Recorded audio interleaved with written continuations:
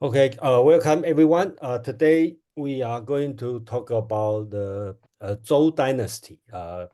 Quan is going to have a presentation. So let's quickly go over our schedule. So today is February 10th. Actually, it's Year of Dragon, the first day of the lunar, based on the lunar calendar or Chinese New Year. Happy New Year, everyone. And then we have the Quan will talk about Zhou Dynasty. Okay, and the next week we have a CK have a special section talk about fame. We should call hero or whoever. Okay, Goshinya. I don't know anybody know about Goshinya. Okay, who in if you familiar with Chinese is Zheng Chenggong.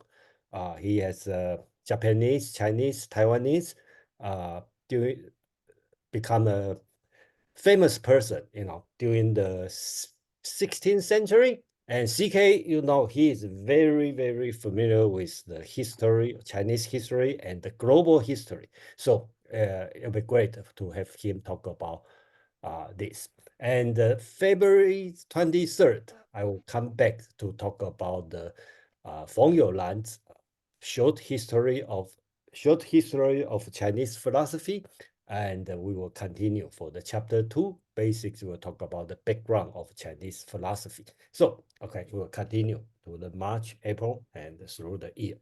So we will have Quan to start. Okay, Quan, that's your turn, please. I'm going to. Okay, so thank you, Jason, and thank you everyone for coming to my presentation. First, Happy New Year, 4722, Year of the Wood Dragon, Jia Chang. Today, I would like to talk about the Zhou Dynasty, who was probably one of the major dynasty, even I would say as far as the creator of Chinese civilization, in the sense that the Zhou dynasty was not the first royal dynasty in China, since the first royal dynasty in China was the Xia dynasty. And according to what we know now, the Xia dynasty started around 2070 BCE and ended in 1600 BCE. Second, we have the Shang dynasty, having started around 1600 BCE and ending in 1046 BCE. And third, the royal dynasty of Zhou, which started in 1046 BCE and ended in 256 BCE, meaning that it was a dynasty which lasted 8 centuries. But of course, those 8 centuries were unequal. What do I mean by unequal? The Zhou dynasty truly ruled from the beginning, 1046 BCE, to 770 BCE.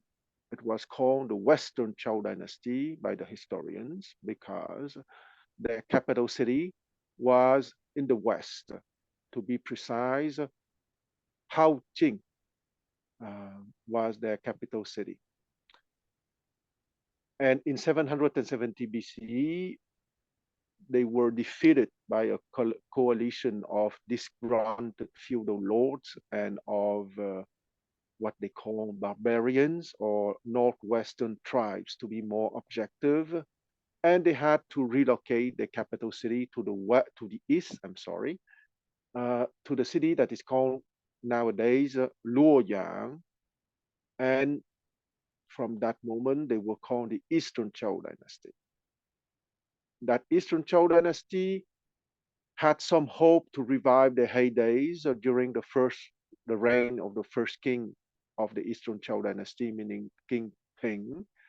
But King Ping had a very long reign from 770 BC to 720 BC, but he did not manage to restore the glory of the dynasty. And from that moment, they retain cultural influence, they retain a certain prestige, making them political arbiters. However, they never truly ruled China again, as in the period between 1046 BCE to 770 BCE. But what was special in the period between 770 BCE to 256 BCE was that a lot of thinkers appear in China during those 5 centuries, let's say. A lot of warfare, a lot of strategists, a lot of statesmen, a lot of philosophers, of lawgivers, of poets, of people writing literature, and so on. So it was a period of extraordinary cultural development. And that extraordinary cultural development was the foundation of present day China. Because I make the distinction between the Shang Dynasty, 1600 BC to 1046 BC, as being the progenitor or the source of Chinese civilization. Their most important invention, the most important invention of the Shang Dynasty, was writing, because the present day Chinese system of writing is still based on what the Shang kings invented 36 centuries ago, or to be precise, 33 centuries ago, because the Chinese writing system has been invented in the second half of the Shang Dynasty, according to what we know for now. So that writing system will be the unshakable foundation of the cultural preservation of the unique Chinese identity through a lot of revolutions, of dynastic changes, of problems of all sorts, of foreign invasions, etc. But that writing system maintained the elite culture, and that elite culture gave the foundation for China, and is still giving the foundation for China right now in the 21st century. So 21st century, meaning 34 centuries after the invention of the writing system by the Shang Dynasty. So the Shang Dynasty was the progenitor of Chinese civilization, but the Zhou Dynasty was the creator of Chinese civilization. If you want, the Shang Dynasty was the source, and the Zhou Dynasty was the center of Chinese civilization, because a lot of concepts related or automatically associated with China, rituals, the mandate of heaven, the gentleman, the I Ching, the hexagram, etc., have been invented or consolidated during the 8 centuries of the rule of the Zhou Dynasty, the first century having been a true rule, and the last 5 centuries a nominal rule, during which a lot of cultural events happen. I will not read the timeline of the Zhou Dynasty, because you can read it yourself, maybe even after the presentation. I talk for about 5 minutes, so my role is to talk for 5 to 10 minutes and to have a pause to know if you have questions or comments. It would be the first station for Q&A. So don't be shy.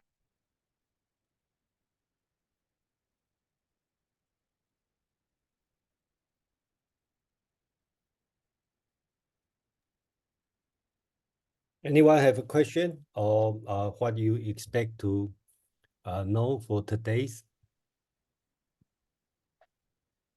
Nothing yet. Thank you. Okay. So there's no question. Let's go to, so you have on the screen the period of the Zhou Dynasty that is written in red. And we have a Mark have a hand up. Do you want to have the, yeah, Mark, please. Okay. Yeah, I have a quick question about the Xia Dynasty. What are the dates for the Xia Dynasty? What are those based on? It is based on archaeological findings. It is correlated with what is called in archaeology the early Tao culture.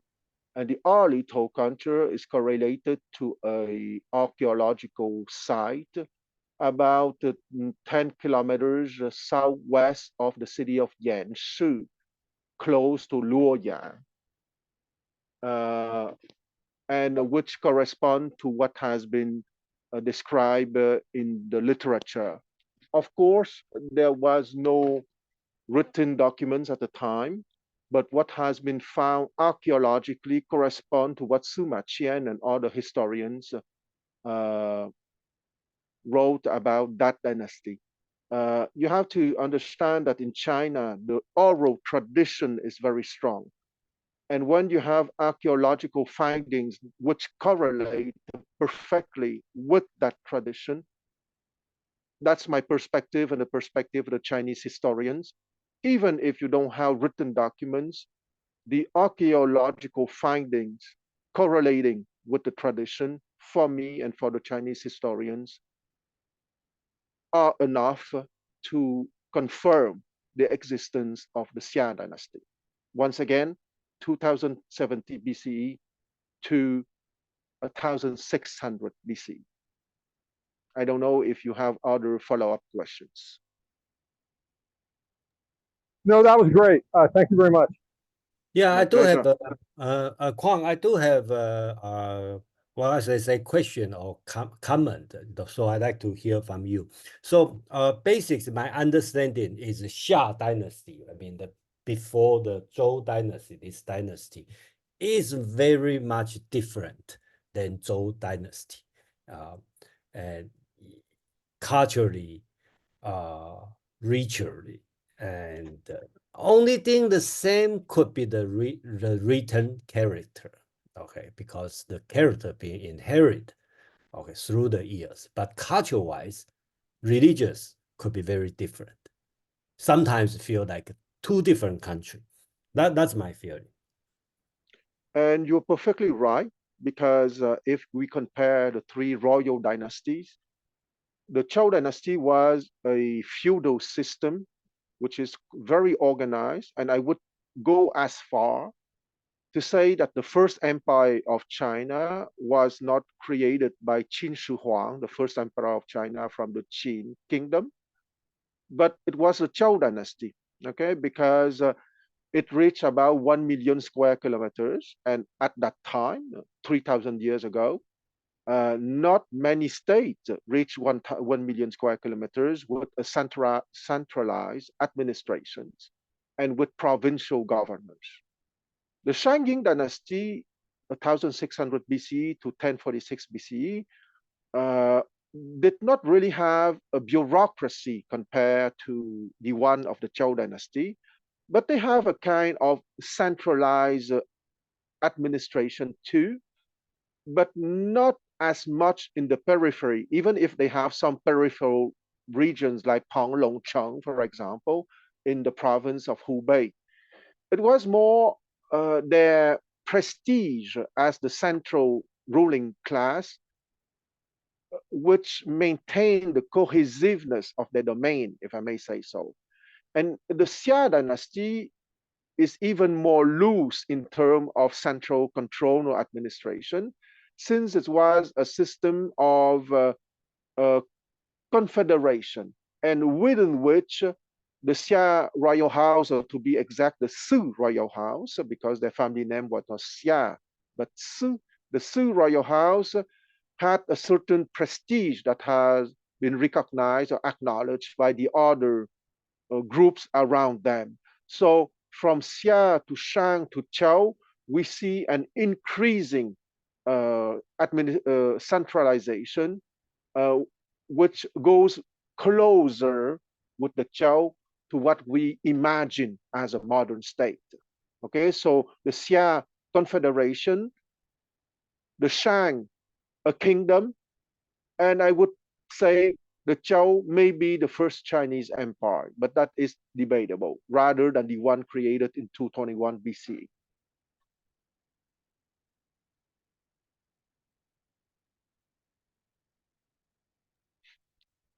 So there are other questions. If not, we can go to the next phase. Yeah, I have a question. The Eastern Dynasty period is divided into the spring and summer and the Warring States period.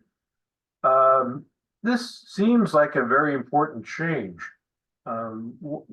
Why did the feudal states previously found become independent and then start fighting each other?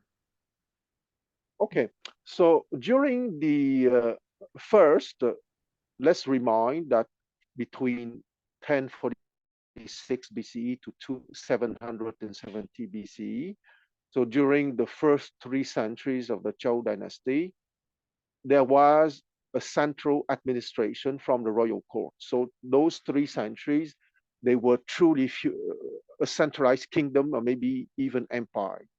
From 700 to 70 BCE, they lost their prestige and their military power, and they moved to the east. And why they moved to the east, I will give the details in later on in the presentation.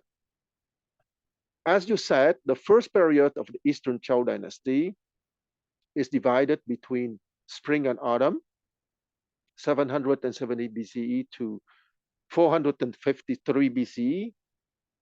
Some historian would say 475, others would say 423. I choose 453 BCE, right?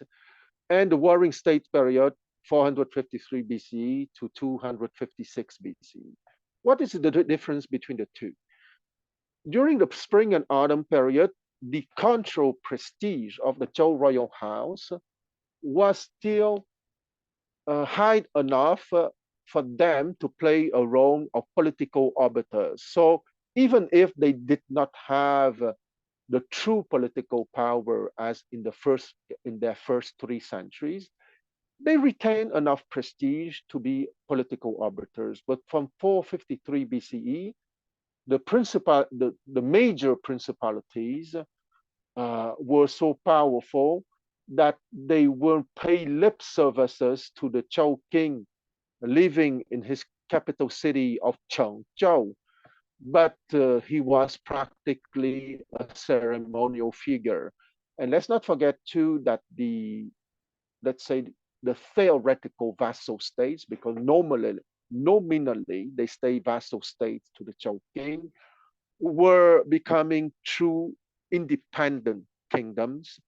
And of course, each of them were fighting among themselves to expand their power and their land, but none of them felt, let's say, secure or self-confident enough to declare themselves king until 325 BCE, year during which some of them would declare themselves king. And from 325 BCE to 221 BCE, meaning the creation of the first empire by the kingdom of Qin, that century was the century during which warfare became truly industrial. Okay, just to give you a practical example, in 230 something, there was a battle called the Battle of Changping, and during that Battle of Changping, more than 400,000 soldiers died. Okay, to show you to what extent those kingdoms were truly functioning as modern states with large-scale warfare. I don't know if you have follow-up questions or my answer is good enough for now. Well, that's quite good. Thank you. Thank you for your question.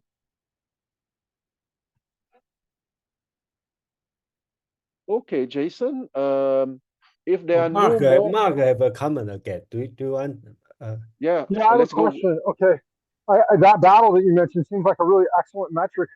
I'm wondering, do you know, prior to the Warring States period, what would be the highest number of fatalities in a war in any of the preceding dynasties, or do we have that information just for comparison about the scale of warfare? Because I've heard that at some point, I'm not sure whether it was between the Xia and the Shang, or the Shang and the Zhou, China went from being in the Bronze Age to the Iron Age, and that the Iron Age greatly exacerbated the capacity for warfare because bronze is harder to come by, and so there's not as many weapons. But when you get iron, you can make a lot more weapons and engage a lot more people. So I'm wondering if you have another battle, a prior battle to compare it to, and if you have any comment on that bronze iron issue. Thank you. Okay, let's start with the bronze iron issue. The Chinese had a special bronze, which is much harder than the bronze that is found in the Middle East, right? So the bronze question was not a problem because even the powerful Qin kingdom still use the hardened bronze technology to make their weapons. And even if they knew how to make iron weapons, because of that special Chinese hardened bronze technology, bronze was as good as iron. That's for the first dimension. The second dimension, from let's say 453 BC, I chose arbitrarily that date, which we can say around 450 BCE.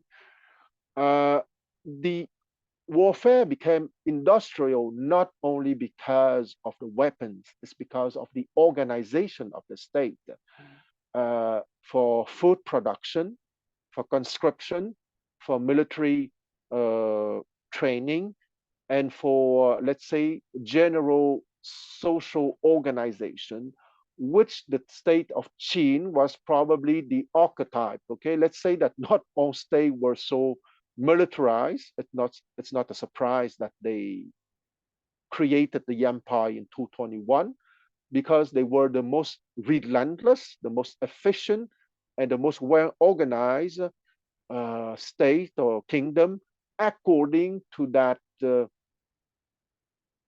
modern vision of the state organization. So it was not only the weapon, it was truly the state organization by itself.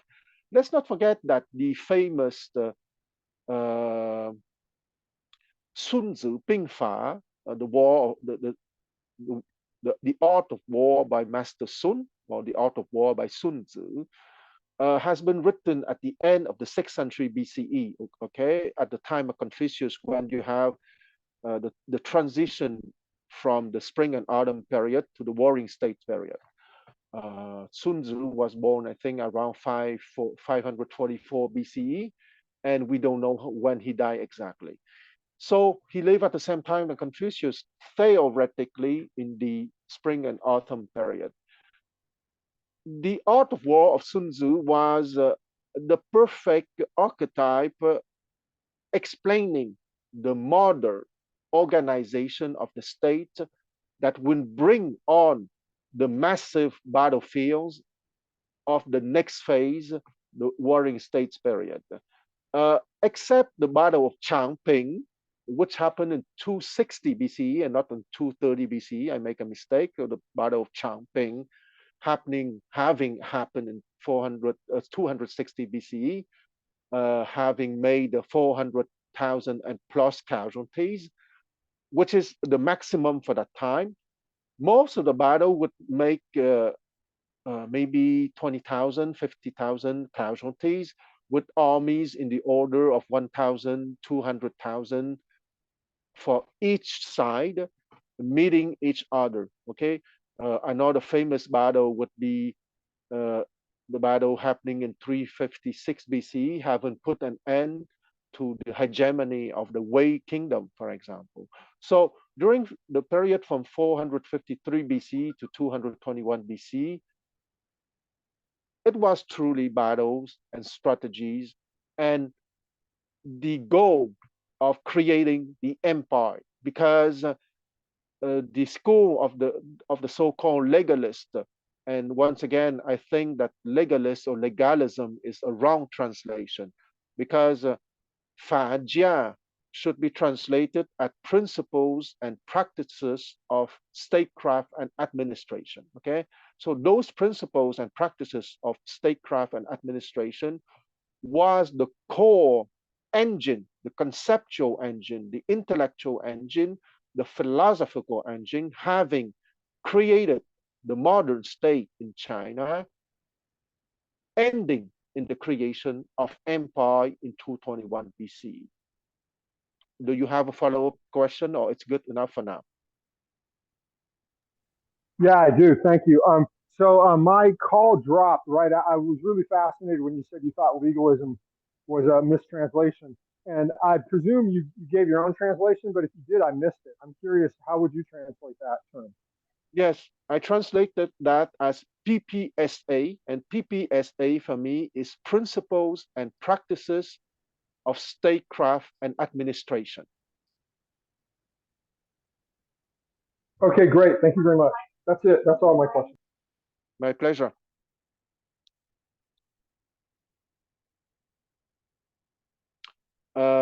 If there are no more questions, Jason, can you show the map of the expansion of the Zhou, please?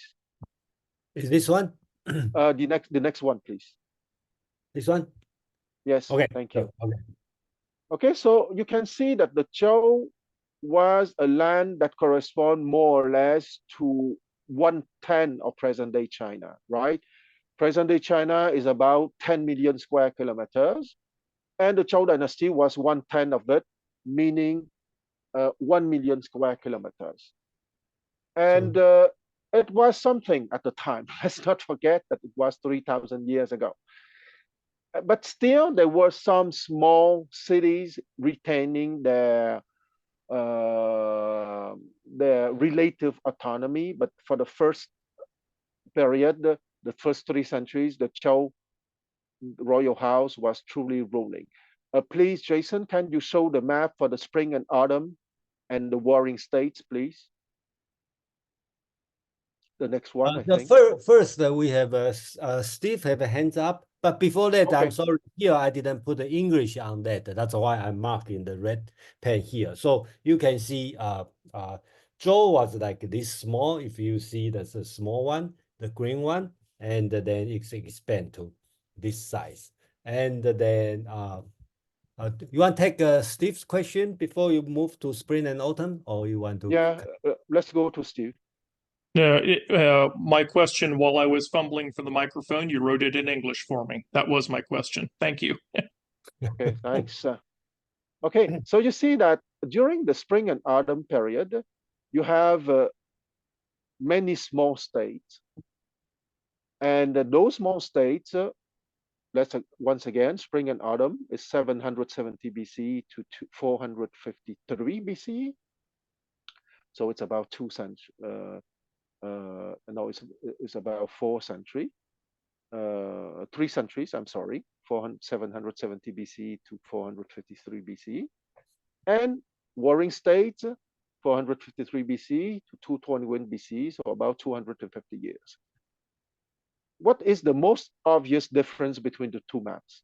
The most obvious difference between the two maps is that on the right, for the warring states period, you have a bigger states, okay? You have about 10 big states appearing during the warring state period. And the big state in red is the famous Zhou state, which is a southern state. The green to the right is the Yue state. The one in orange is the Qi state. And you see that the light brown state to the west is the Qin state, okay? Qin was quite small at the time, but you will see that it will expand. And the state just northeast of Qin is, of course, the state of Wei. After to the east, the state of Zhao, and completely to the north in purple is the state of Yan, and at the center in blue is the state of Han, and the small domain in green at the center is the small Zhou royal domain, still surviving, but as you compare to the major kingdoms surrounding the Zhou royal domain, it's quite laughable, okay? But as I said, the kings or the princes of the different principalities and kingdoms would not feel safe enough to declare themselves king, not until 325 BC, with the exception of the Chu kingdom, the big red state in the south, whose sovereign declared himself king in 705 BCE. Okay, Jason just circled the name of the Zhou Dynasty. The other one that I want to mention before leaving the map, you have the small state in yellow, which is the Song kingdom or the Song dukedom. And the Song kingdom or the Song dukedom or principality was the domain that has been given by the Zhou Dynasty to the Shang Dynasty when they were defeated in 1046 BCE. Because according to Chinese tradition, even when you defeat your adversary, it is considered extremely unauspicious and non-ritualistic to destroy them completely. They have to be given a land so they would be allowed to continue the worship of their ancestors. So that's why the Zhou Dynasty decided not to destroy the Shang Dynasty. It's for control and ritualistic reason, and granted them a land having the rank of dukedom that they kept till the end of the Zhou Dynasty, and they disappear, of course, with the creation of the first official empire in 221 BCE. I say official empire because for me, the Zhou Dynasty is kind of first Chinese empire, according to my understanding.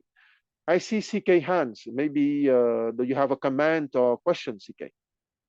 Yeah, yes. Quan, I noticed that you have 3 states of Wei under the warring states. Absolutely. Is that correct? Yes, it's correct. Because the state of Wei that is written, that is yellow, and that is written with a simplified Chinese character, is another state of Wei than the Wei to the west, which is part of the Qing state that exploded or divided, if you want, in 453 BCE. That's why 453 BCE has been chosen as the end of the spring and autumn period. So it's perfectly correct. So during the time of the Sanjia Fenjin, this Wei family took 3 pieces, and they're not linked. Well, I would say it's because they conquer certain pieces. It was not a gift. The piece that have been given to them was the western piece, the biggest one, and the northern piece and the southern piece are pieces that they managed to conquer from the state of Zhao and from the state of Han. But it's a little difficult because I mean they are not, they're not linked. So how do they defend them? Well, they have to send. They have special garrisons for each piece. Of course, the big piece is the western piece. Yeah. But for the southern piece especially, okay, because the southern piece was where you have the famous city of Tao, and that famous city of Tao was a commercial hub at the time. So that brought them a lot of money. They have some garrison for the northern land. Let's call it like that. But what was truly important for them was the southern piece because of the city of Tao, and of the fact that they were just neighbor of the famous Qi principality in Orange. Because as you know, the Qi principalities was filthily rich, and that's why Tao was a commercial hub too. Okay, a lot because of the Qi principality. So the southern piece was heavily garrisoned to maintain that riches, if you want. And you know that Wei almost became hegemon and almost became the creator of the empire instead of Qin. But because of destiny and of mistakes in political decision, it was not the case.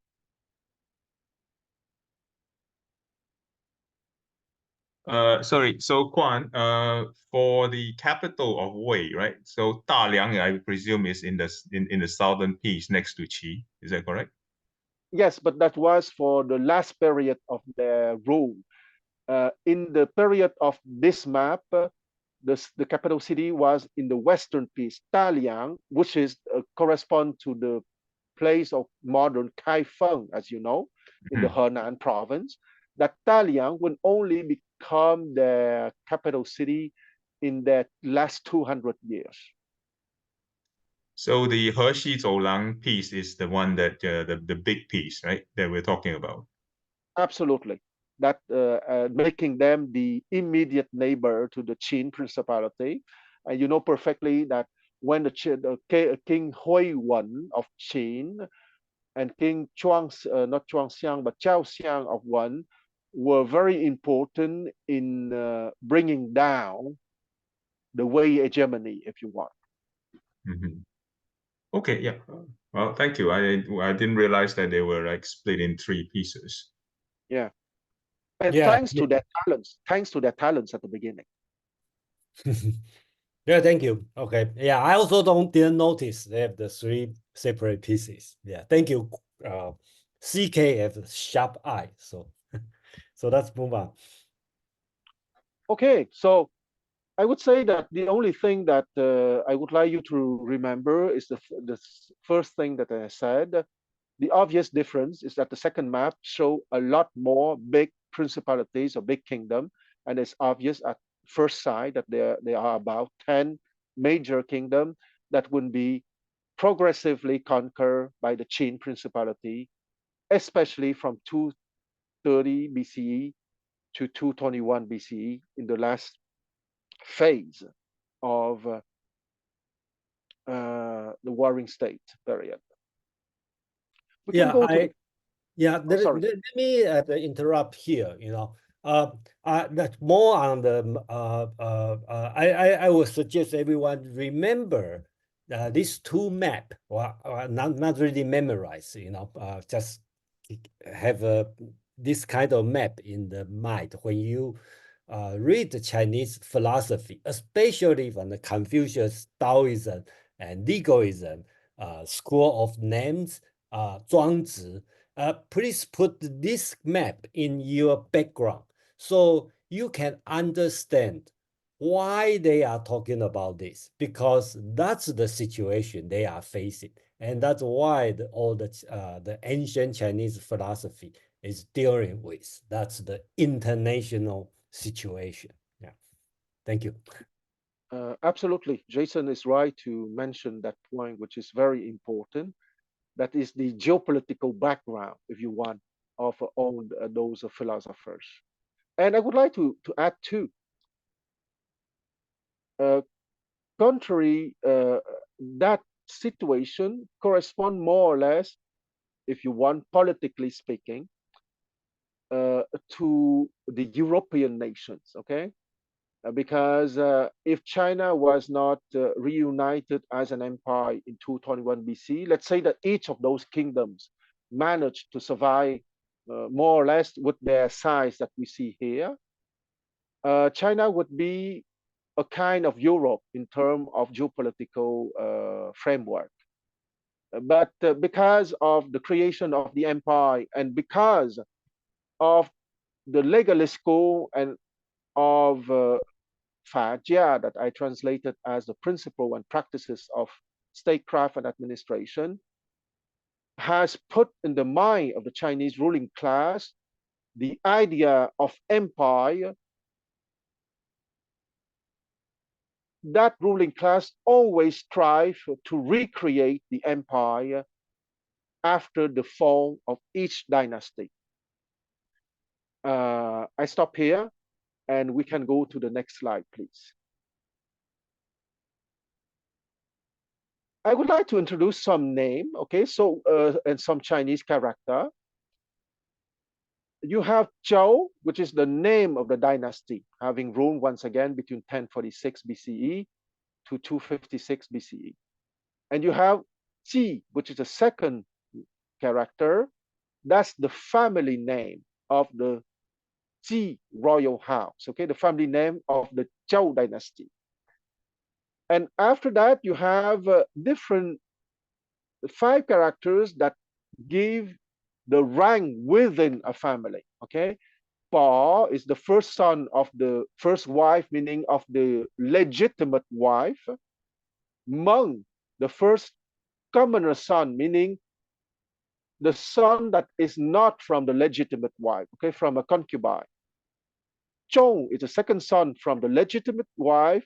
Shu is the third son of the legitimate wife, and Qi is the fourth, or even younger than the fourth, from the first legitimate of wife or the legitimate wife.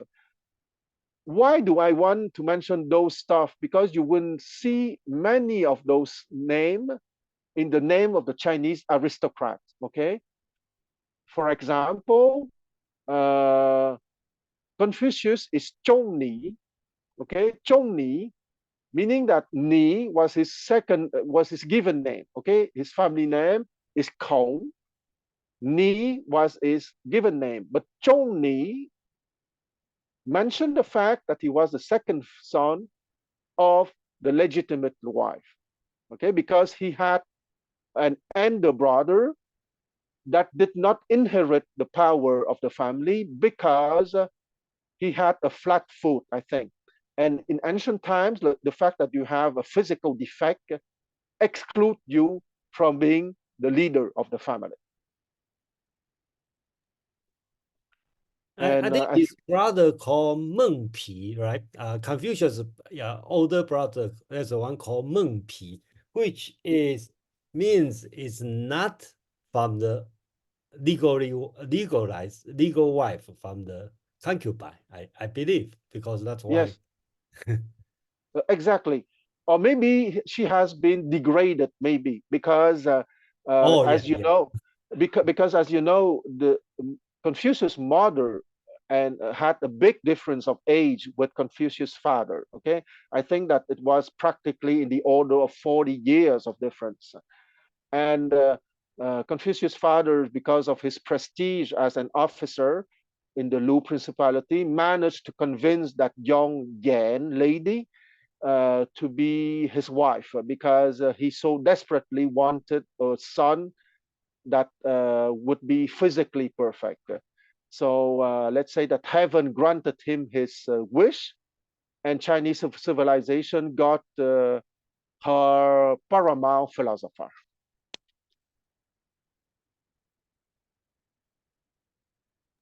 If there is no question or comment, oh, I see CK hands. Okay. Quan, sorry, I just want to seek your wisdom on this. For the Wei state previously that we talked about, the piece of land to the west, right? I said He Xi Zhou Lang, which I think is a mistake. I think it should be called a Xihe area, isn't it? Exactly, because you know that Xihe means west of the river, and if you look at the map, it is obviously west of the river. You're perfectly right. Yeah, I got confused with the He Xi Zhou Lang, which is not right. So I just thought I'd clarify that. Yeah. Thank you for your precision. Yeah, I just like to interrupt here. I find out it's very difficult for me when on Tuesday, not now, but we read Confucius Analect chapter by chapter. The very difficult thing is to distinguish this Ji, right? This Ji is in a lot of families' name, and this Ji, which is the last name of the royal family. At that time, in the Confucius time, most of the prince, their last name is Ji, okay, because they all from the Zhou royal family. And then they have, if they are ranking the youngest, then they call Ji, right? So it's very confusing, but I tend not to explain during the analect because it's confused everyone. Yeah, wow, that's an interesting comment, because if you take the 7th character is pronounced T, and the 2nd character is also pronounced T, but you see that the characters are not the same at all, right? The 2nd T is the family name of the Zhou royal house, and the 7th T indicate the fourth or younger son from the legitimate wife. And I just want to mention that, for example, in the Analects, you have the Chi-sun family, for example, okay? And that Chi-sun family, it was from a younger branch of the Duke of Lu. And you have also the Su-sun family. And the Su-sun, if you see Su, is the third son from the legitimate wives, meaning it was from a cadet branch of the Duke of Lu. And the Duke of Lu himself was from the Qi royal house, second character for Qi. Okay, so during that time, most of the princes of the aristocrats of the Chinese world, I would go as far as about 2/3, 70% of them, were all related to the Qi royal house, Qi second character of the page. Okay, so I think that it's okay. Let's go to the next. Okay, here you see a He Zun. Okay, the two character that is written on the left of the Zhou bronze vessel is He Zun. Why He? He means harmony, but here you have to understand that He is the name of a Chinese aristocrat at the time. And Zun is the name for that kind of bronze vessel, which was used for drinking wine in the aristocratic banquet or for ceremonies for the worship of the ancestors in the ancestral temples of the king or of the Chinese aristocrats at the time. What is special with that He Zun? Well, it's special because it was made around 1036 BCE, right? So the original He Zun has been created 3,000 years ago, and it has been consecrated by King Cheng, which was the third king of the Zhou Dynasty. And what is special? Can you go down one slide, please, Jason?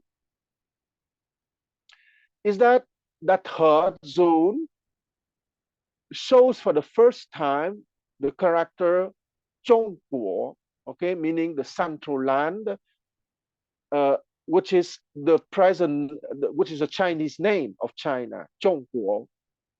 And you can see that Jason put in red where the Zhongguo has been written, and on the right, you can see that Zhongguo, Zhong is the third character from the top, and you see that Zhong, you have that kind of square at the middle. It's not exactly than the modern Zhong, but you can see the vertical line and the square at the center. Okay, so it's recognizable. And the fourth character is for Guo. And if let's go to the modern character so that I can explain. So Guo, the most obvious characteristic is you have a square at the outside, okay, meaning the fortifications of the capital cities. And within that fortification at the right side, you have the symbol for a ge. A ge is a long spear, a long Chinese spear, and meaning a weapon to protect the capital city. And on the left, you have a small square with a horizontal line. That small square with the horizontal line means what the Chinese call the Sheji Tan. The Sheji Tan is the altar of the soil and of the lands. Okay, the temple, the national temple, if you want. Okay, so a nation is symbolized here by the fortifications of the capital cities with the weapons to protect the capital cities and to protect the national temple. Okay, so symbolically, that's a nation for the Chinese. And what is a nation? A nation is a group of people having a common law, the ancestral temple, and having the means, the weapons to protect that common law under which they live. So it's a perfect symbolic character for what is a nation. And if you go on the own character, you see that we can distinguish the small square, we can distinguish the symbol for the weapons, the ge, the long spear. And at that stage of Chinese character, they did not yet add the outside square symbolizing the fortification of the capital city. I stop here because I see the hand of Dave. Yes, just a question about the bronze vase on the previous slide. I was just curious about the measurements, and in my next life, I will learn Chinese characters.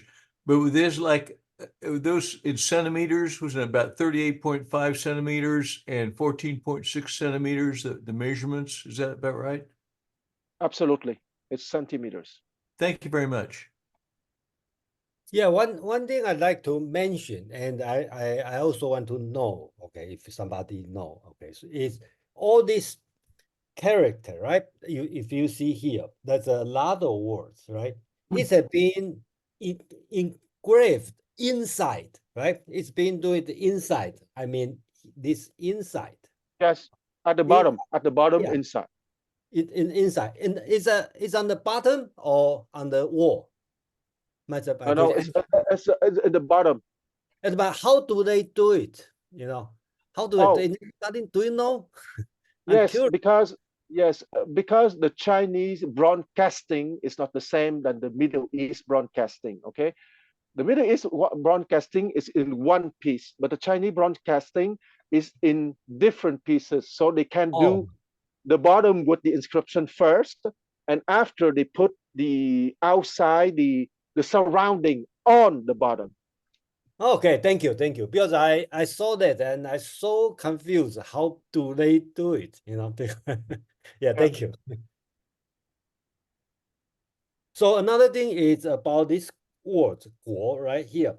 So Quan, so you said in the ancient form of 国 or country is no boundary outside? No, exact. If you look at the photo of the old character, the last character for Guo, you have on the last one here. Not the photo at the right when you see the 4 Chinese characters at the right side. You see, the 4th one is Guo. Yeah, this one. Yes. Okay. So you see that you have the right part, which is the ge, the long spear, the long Chinese spear, and you have the left side, which is a small square with a horizontal line for the Shi Tan, right? But you don't have the big square outside for symbolizing the fortifications of the capital city. Yeah, thank you. Yeah.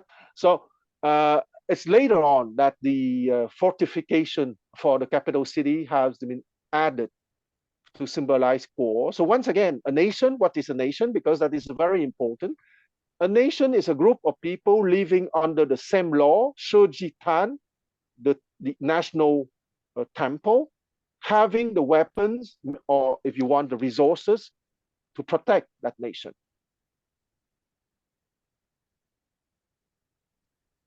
Okay, so let's go to the next slide, please. Okay, the legacy of the Qi royal house.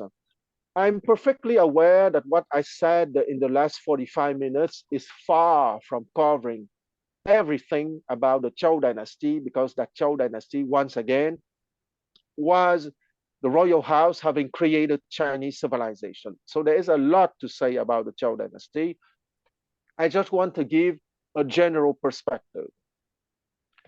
So the Xia Dynasty, confederations of nations, the Shang Dynasty, the source or the progenitor of Chinese civilization, especially with the creation of the writing system still in operation nowadays, under its modern form, obviously. And the Zhou royal house, the Zhou dynasty, or the Qi royal house to be exact, the creator of Chinese civilization. So what is the difference between the Shang dynasty, the progenitor or the source of the Chinese civilization, and the creator of the Chinese civilization, the Zhou Dynasty. And here is the slide that will make the difference for you. I have listed 10 concepts that I consider as the major spiritual, philosophical, and intellectual legacy of the Qi royal house. First, you have to your left the Chinese character, and to your right the English meaning of the character. Tianming, the mandate of heaven.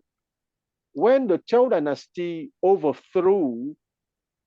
have overthrown the Shang Dynasty in 1046 BCE, they needed to justify philosophically their treason, okay? Because let's not forget that loyalty was very important in Chinese mentality.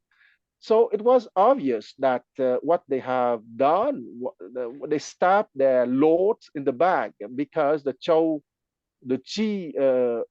noble house was a vassal of the Zhi noble house, okay? The family name of the Shang was Zhi. So their advisors invented the notion of mandate of heaven, meaning that heaven would grant a noble house the sovereignty of the nation only if the members of that noble house manage to bring good to the people. And what is good to the people? Well, very simple. Food, peace, order, education. Okay, we can go into the details. But basically, it's food, peace, order, and education.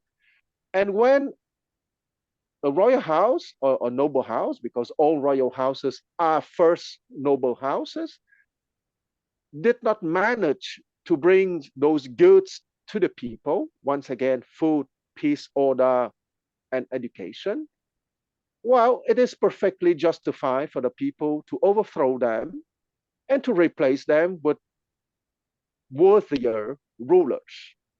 First major political concept from the Qi royal house. Zhongguo, the central state, okay? It's not middle.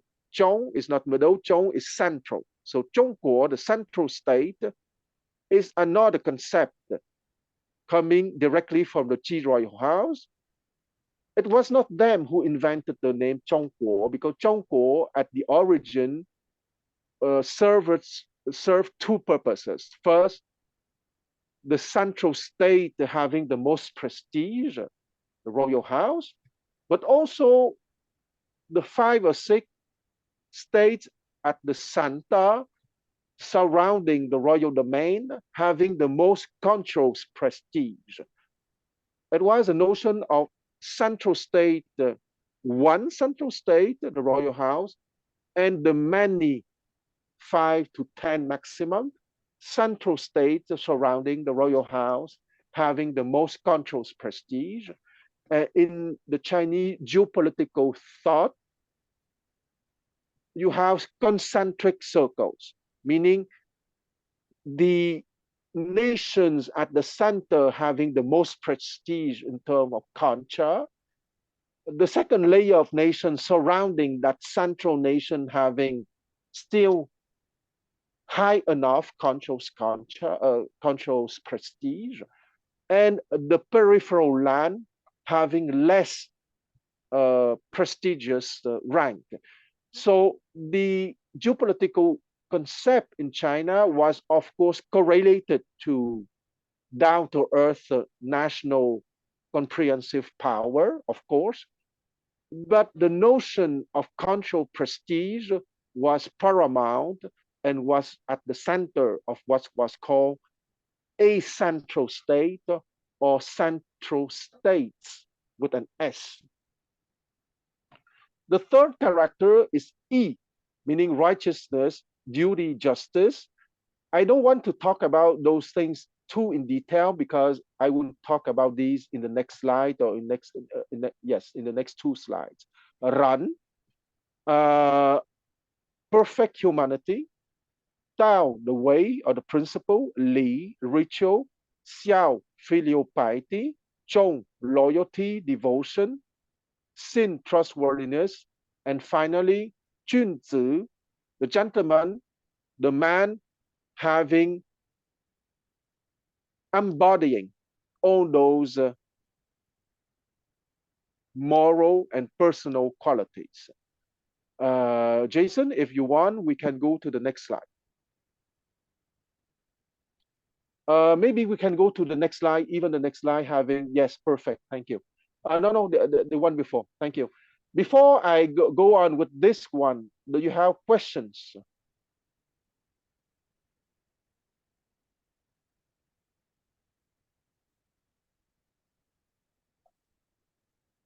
Okay. Any question on this one? Okay, so no question. I just want to say this one from here to here, that's probably the Confucius Analects. Okay, spend all 10,000, all the 20 books is talking about, basically is talking about all this kind of virtues. Yeah. Absolutely. And what you just say, Jason, make me think that let's not forget that Confucius was an offspring of the Zhou royal house. Okay, he was the 15th generation offspring from Wei Zhou. Wei Zhou was a brother of Tixing, the last king of the Shang Dynasty. And Tixing was killed in 1046 BCE. The first brother who ruled the Song principality, which has been granted to the Zhou royal house, to the Shang dynasty by the Zhou dynasty, was Wei Zi. But Wei Zi participated to a rebellion against the Zhou dynasty with 3 Zhou aristocrats, and they have been defeated. The Zhou dynasty has been magnanimous. They did not destroy the Song dynasty for that. They just simply removed Wei Zi, and they named one of his brother Wei Zhou to be the second Duke of Song. So that thing happened around 1035 BCE. And Confucius is the 15th descendant of Wei Zhou. Okay, let's not forget that Wei Zhou lived around 1030 BCE, and Confucius was born in 551 BCE. So Confucius was a member of the Shang dynasty, even if they collapsed at the time, of course, or of the Zhou royal house. And nowadays, Confucius family still exists, and we are at the 82nd generation after Confucius. So Confucius is the 15th generation from Wei Zhou, and now in 2024 we have this 82nd generation from Confucius, or if you want, 82 plus 15, 97th generation from Wei Zhou, the second ruler of the Song principality. Or if you want, if we count from the beginning of the of the Shang dynasty in 1600 BCE, Confucius family is 36th century old, or 3600 century old. Now I go to the symbol. I chose the Tao Te Ching to explain the epistemology, meaning the journey to beauty, goodness, and truth, because I don't see a fundamental contradiction between Confucianism and Taoism. At the very core, they are the two main legacies of Chinese civilization. And even if on details they might seem to differ a lot, at the core, they are the same legacy expressed in two different manners. And what is at the core of Confucianism and Taoism is the I Ching. That's why you have an hexagram that is on the right side of the slide. So I want to say that Tao Te Ching for me is the symbol for heaven, for man, and for earth. I would like to remind everyone that in Chinese, the character for king, and Jason, it would be very nice if you can write the character for king between the character Tao Te Ching complete and the radical on the right. You see there is an empty space. Can you write the character for king, please? Wow. Oh, here you want to write king? Yes, Wow. you see the three character Tao Te Ching? Yeah. If you can write it just on the right side of Tao Te Ching when you have a white space, empty space. Is that you want to write? Wang? Yeah, yes, but put it on the right side of the Chinese characters, please. Between the three vertical Chinese characters. You see Tao Te Ching Yeah. vertically. Yeah. Just write it in big at the right side, please. Here? Yes, yes. Okay. Yes. Okay. Thank you very much. Okay, so Jason just wrote in Chinese the Oh, no, not character. here. You want right here, right? Yes. Yeah, no, that's okay too. Jason just wrote Wang for king, right? Symbolically, Wang is the vertical character, okay? Is the man capable to reunite heaven, man, and earth. The top horizontal character, the top one, correspond to Tao. The second correspond to Te, and the bottom horizontal characters correspond to Qing.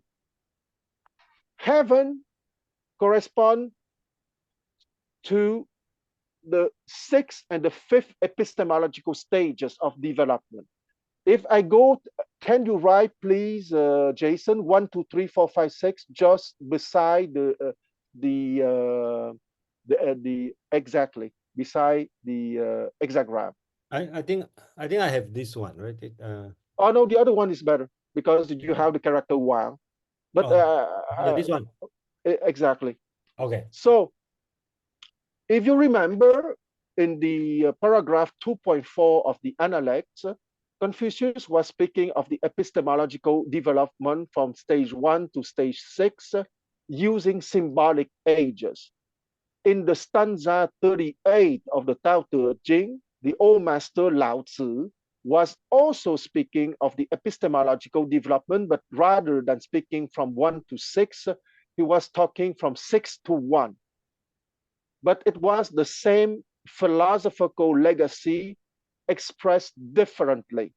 And that is the major legacy of the Zhou royal house. When Jason said 20 minutes ago that on the list of the 10 characters, except for Tianming and Zhongguo, all the other characters are in the Analects, and I would say that they are also in the Tao Te Ching, because that is what is making Chinese civilization. That is the core of Chinese civilization.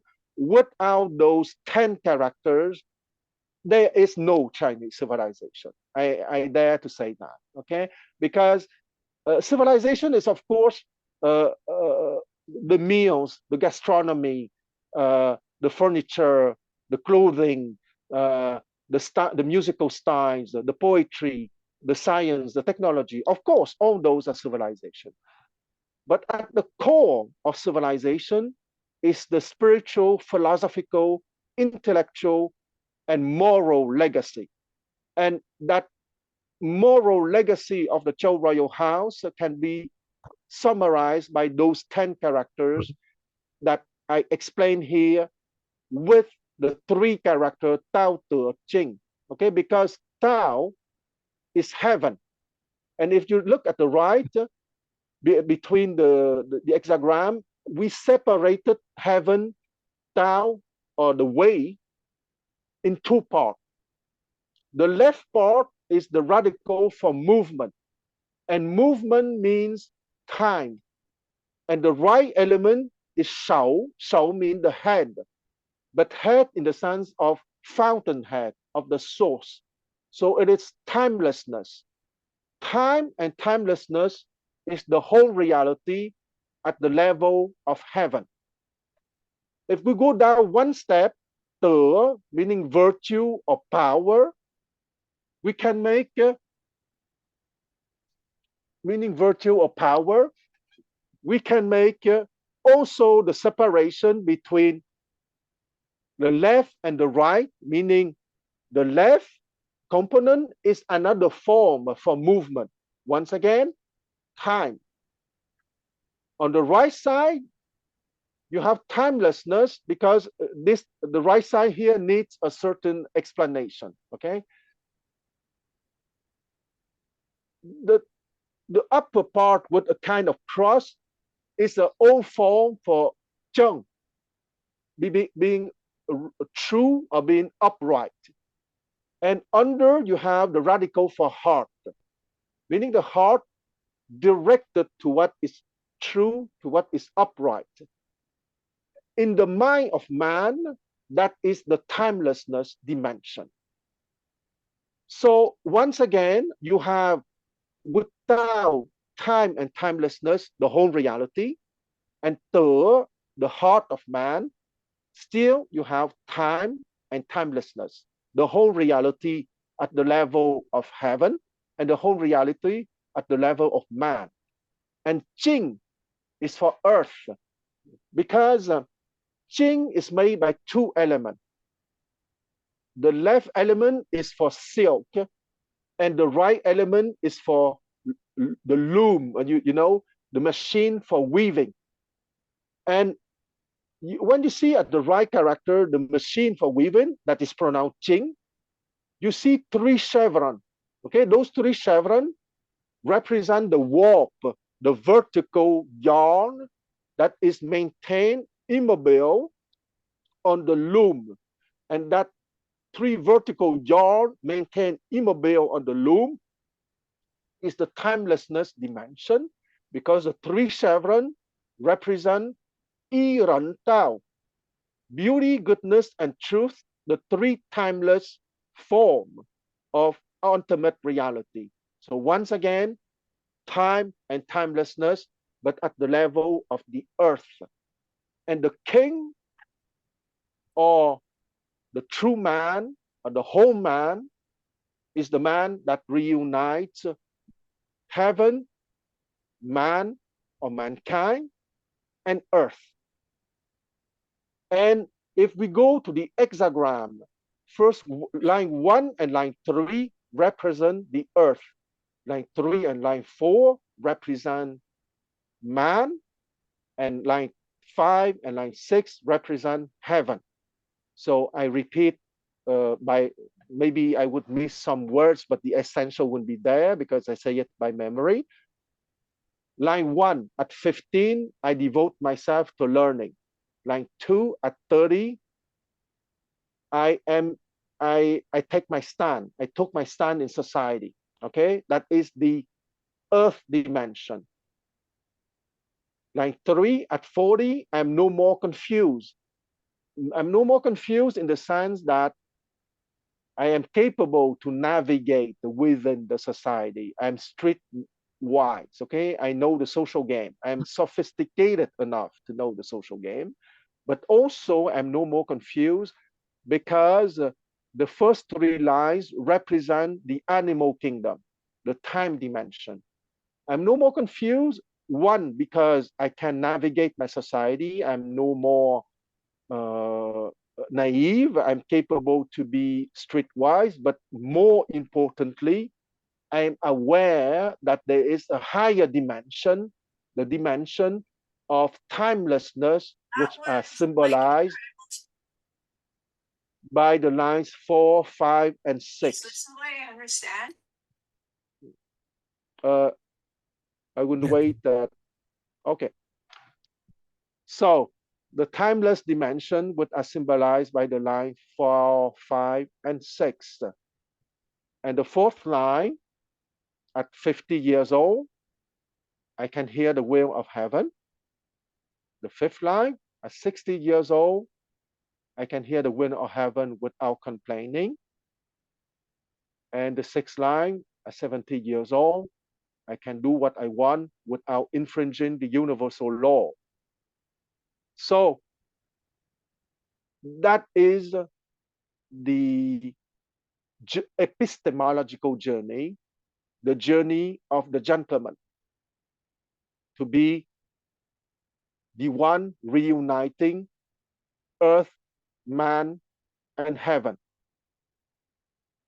And that is the main legacy of the Zhou royal house, legacy without which, without that legacy, Chinese civilization would not exist, because that is the core and not what I would call the peripheral legacy. Okay, I'm not against gastronomy. Believe me, I love Chinese food, but it's not Chinese food that is the core of Chinese civilization. What is at the core of Chinese civilization is that moral teaching of the Zhou royal house, that Confucius, a son by blood of the Zhou royal house or Shang dynasty, but living under the Qi royal house of the Zhou dynasty, has synthesized 25 centuries ago and transmitted to the 10,000 generation, as the Chinese said. I stop here for now. I don't know if you have questions about this slide.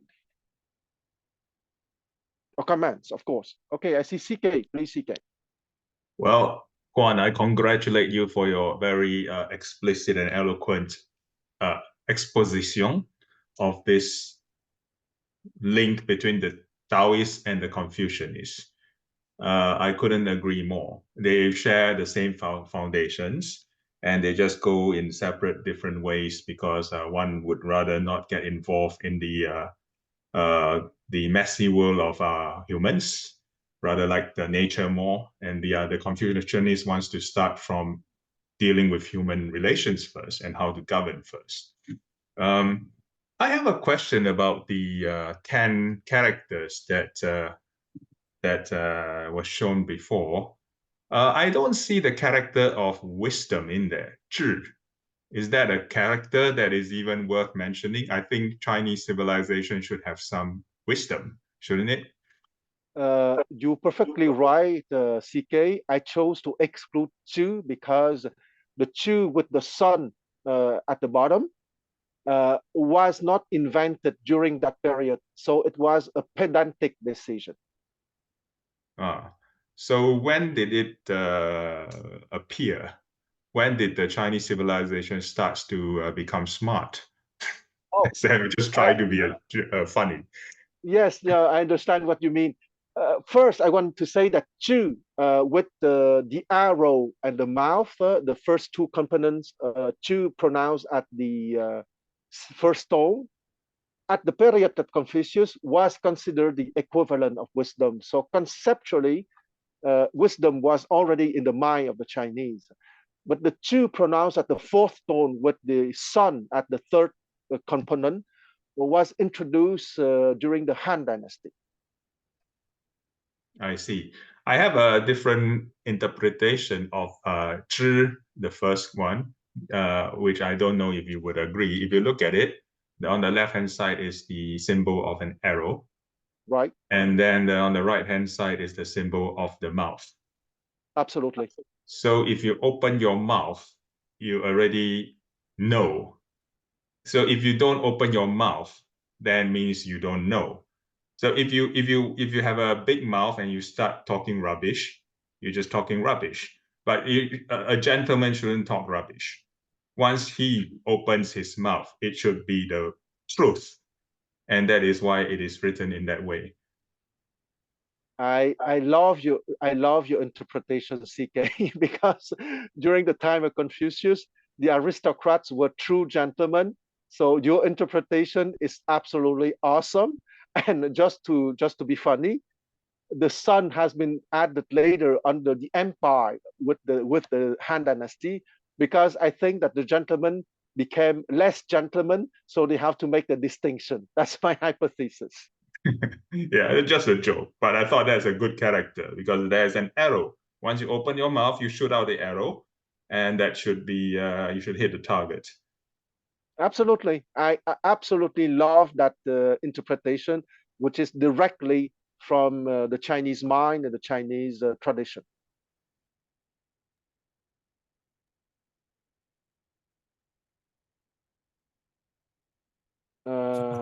Do we move on, or do we have Uh, any questions? Yes, if there's no other questions, we can move on, but let's wait a little bit if we have other question about that, because that is, if I had to choose only one slide for my presentation, is that one. Can we go back to the slide and I see L. McLary, please. Yes, can you hear me? Okay. Yes, can you increase a little bit your volume, please? But I hear you. Yes, can you hear me now? Oh, 5 on 5. Perfect. Okay, I just on this picture here, it seems that you all not only have the principles, but also sort of a mapping to the way of life, and to, you know, at this age you should be at this level. So it almost seems like a guide to how to live. And I don't, is that a good interpretation of that pictogram there? Absolutely. Your interpretation is spot on and awesome. What I call in my pedantic manner the epistemological journey is what you said, a guide for living.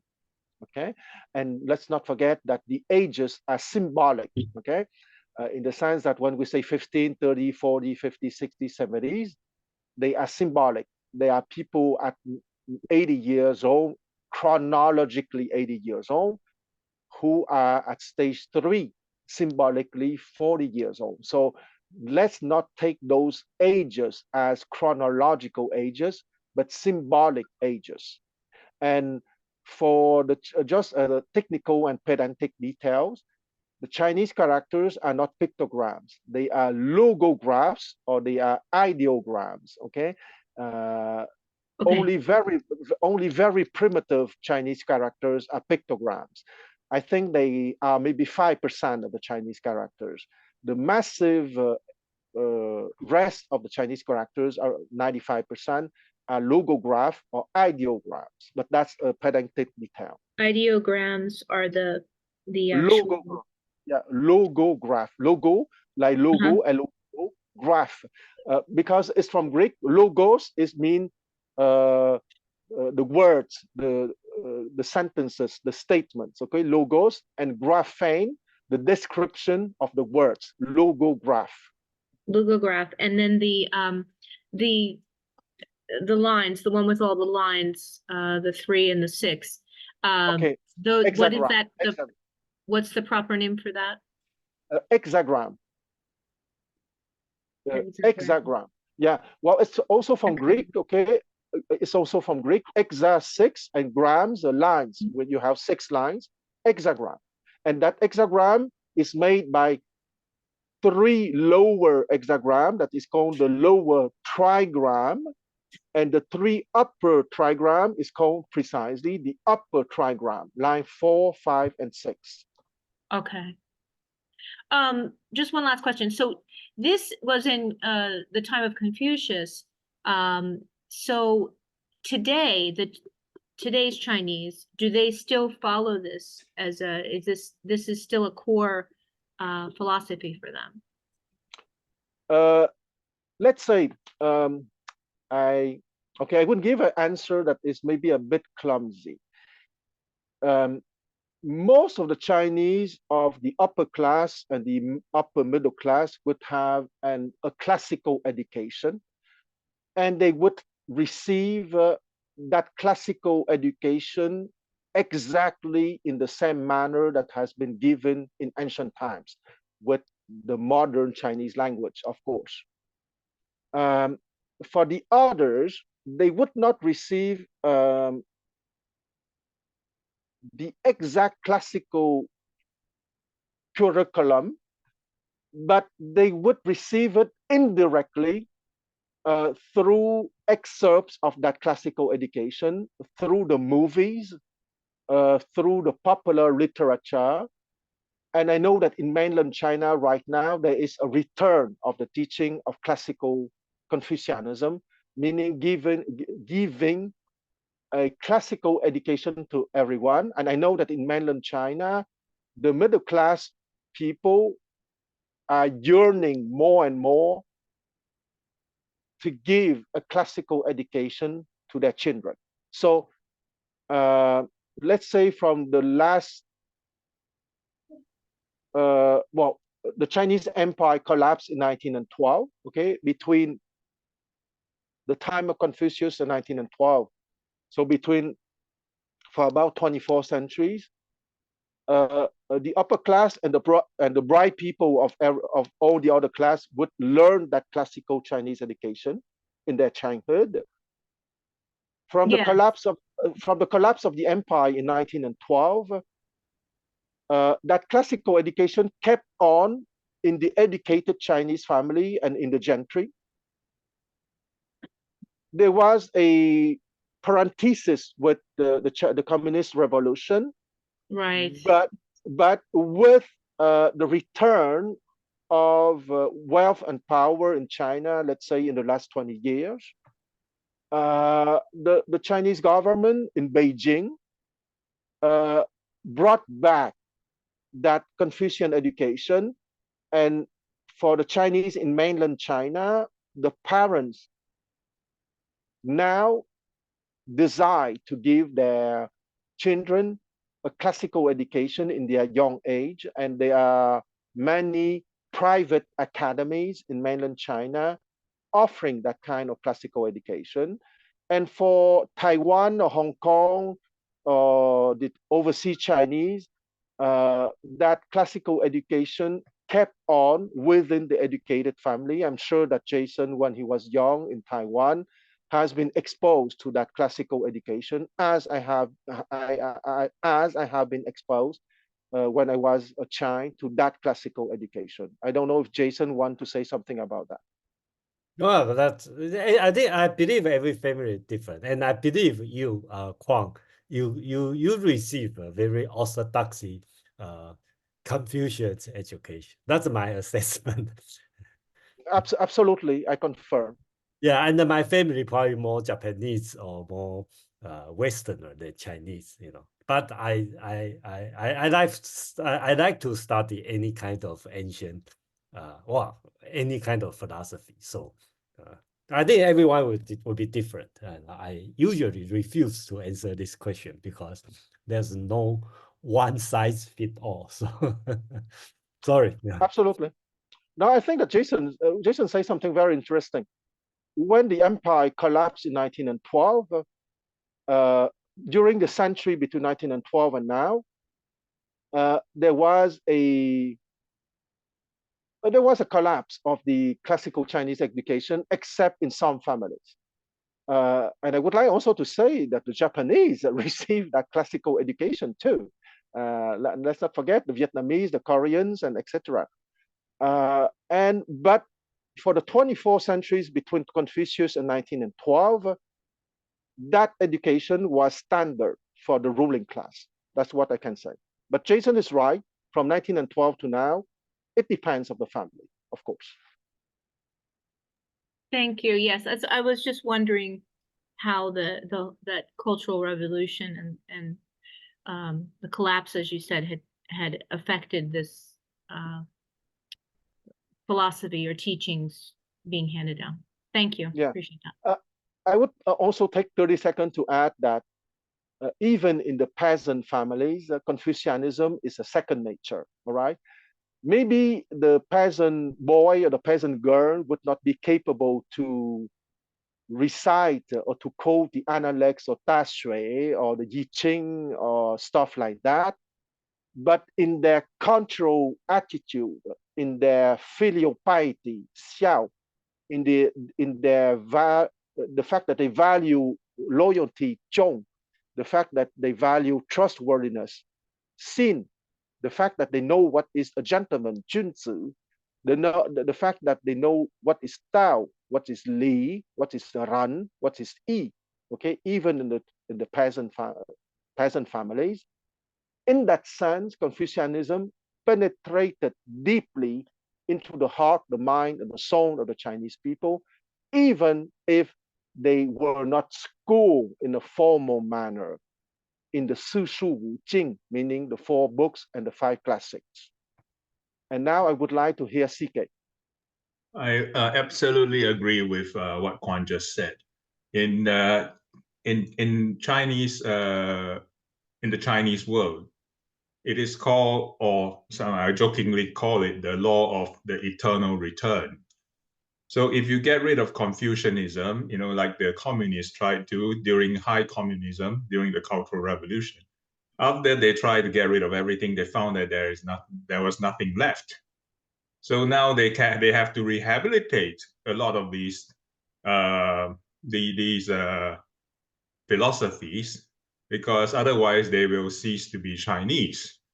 So it is the law of eternal return here. You can't get rid of Confucianism, no matter how rebellious you can or how revolutionary one becomes. In the end, you go back to this, because this is who you are. That's it. Absolutely. This is what Zhongguo, the central state, is at the spiritual core, as expressed by the culture of China, but also as reaching to the timelessness dimension, or what I would call the reality of the whole reality of heaven, man, and earth united together. You can have the political regime that you want, but the mind of man, the heart of man, and the soul of man will always stay the same. So, Quan, I just want to remind you, you have a long paragraph about the Shi Ji, okay, the great historian, okay, account about the Qin state. I don't know you want to present that part or not. Yes, maybe we Oh, can. I would say that you can yes. save for next one, since we have a lot of discussion on this part, because that's the part. I don't know, up to you. You want quickly go Okay. through one? Or... I would say that we can keep it for the end. I see the hand of Mark, so I prefer discussion. Okay, as long as there are questions and so on, we can keep it for next time. It's not an emergency, because it's more the link between the Zhou Dynasty and the creation of the empire. Okay, so that sounds good. Okay, sounds good. So I will let you. So you want to have a discussion at this moment, and that's safe for the. I think that part is very rich, and probably you want to do it for the creation of the state for the Qin dynasty. I think that's a good. I read that part, carefully, because I didn't read it before so I find out that it was quite rich on that. So yes, I would follow your advice. I suggest that for the 20 minutes that we still have, let's have an open discussion. Okay, that's open. Hold on, let me close this one. And Quan, I will hand for you. Okay, I have to step out for 2 minutes, so then I let you handle it. So okay. So those who want to have to ask questions or to offer the comments, just put their electronic hands. So I see you. I see the hand of Mark. So Mark, go ahead, please. Hi, thanks. Yeah, I want to offer a little bit of a different opinion about the role of Confucianism in Chinese culture. Now, of course, I'm at a big disadvantage here because I'm not Chinese and my familiarity with Chinese culture is weak, although I do have significant historical knowledge. And one of the things I point out, which is kind of obvious, is that there were 3 Chinese dynasties before Confucianism. And Confucianism, my understanding is, didn't become dominant until the Han Dynasty. So there's a lot of Chinese culture and a lot of Chinese thought that precedes Confucianism. And aside from that, there's a lot of other influences on Chinese culture too, other than Confucianism, such as some significant ones would be Buddhism, Islam, Christianity, at least for a brief period, and Marxism and liberalism. And Those are all not the same as Confucianism. They share some aspects, but there's also some differences.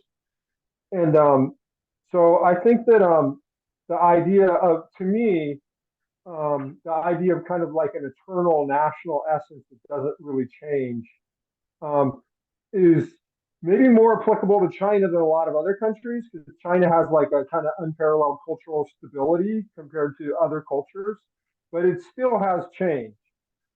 For like one obvious example is, and here I'm at a little bit of a disadvantage, so I might be wrong, but my impression is there's a very significant aspect of male supremacy in Confucianism, and in the modern world, that's changing. I mean, it's still, it's still an issue in modern China as well, but I don't think anything like the degree that it was in the past. So that's just one example of how things change.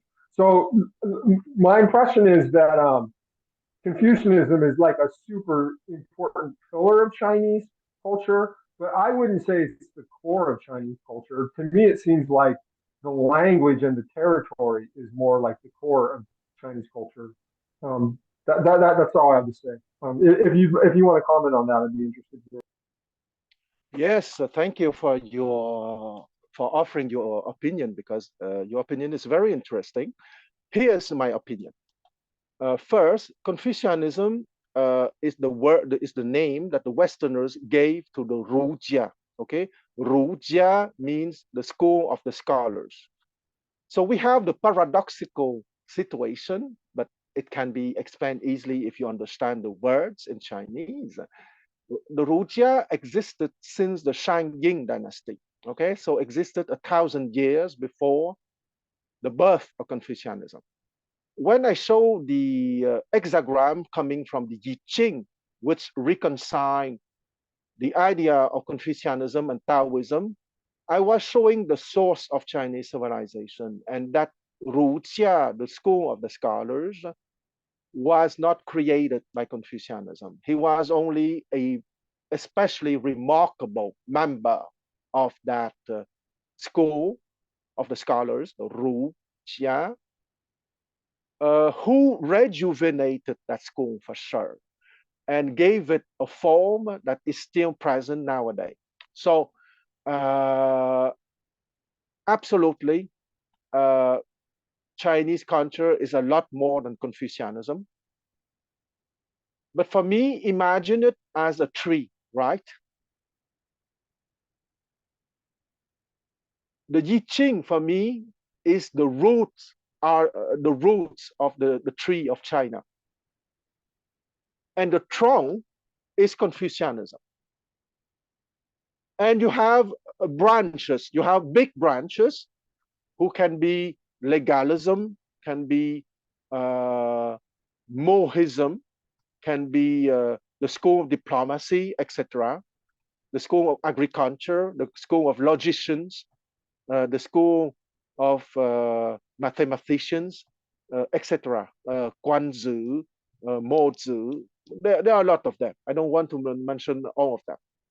There's also the foreign contribution, of course. And of course, the most glorious foreign contributions is Buddhism, absolutely. I think that Buddhism gave a lot to China. Buddhism came to China almost 2,000 years ago, okay? So the Chinese are a little bit jingoistic. They still call Buddhism a foreign religion, even after 2,000 years.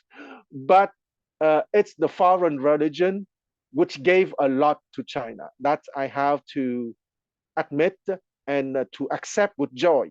Because when the Buddhists came to China around the 2nd century AD, and they were welcome because they had extraordinary discussion with the Chinese scholars. And during the 4th and the 5th and the 6th century in the south of China, there was a lot of intellectual, philosophical discussion and meditation resorts, if I may use that modern expression, in Lushan, for example, in the south of China, where the Chinese intellectual and philosopher were completely in communion with the Buddhist philosophers and intellectuals. Islam and Christianity at a more superficial level. And because Christianity has been introduced when China was weak, in the nationalistic feeling of China, Christianity is perceived more as a colonial tool. And it has not been the same love affair that the Chinese intellectual and philosopher had with Buddhism. Because once again, Buddhism was a love affair for the Chinese, not Christianity. Islam is a little bit between the two, okay? Islam, because there was a big Muslim population within the Chinese empire. Islam was not perceived as a colonial school, because not school, but colonial tool, because when Islam was introduced into China, China was powerful. So Islam has been accepted, but it has not been the same love affair that the Chinese philosopher and intellectuals had with Buddhism. And that love affair is keeping on because it is clear that Buddhism has a lot in common with Taoism and with the Chinese mode of thinking in general. Okay, I think that it is obvious for everyone. Okay, I'm not sure that if the next is CK. Jason, can you see it? Because yeah, CK and okay. then yeah, CK please. CK.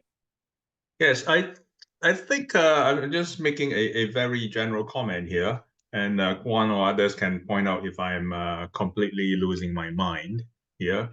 I think that one could be Chinese without being a Muslim, without being a Buddhist, and without being a Christian, or without being a Taoist, etc., etc.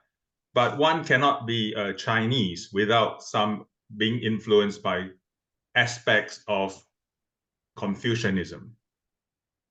So even religions like Islam, Buddhism, and Christianity in China have aspects of Confucianism mixed in them, which they use rather maybe subconsciously.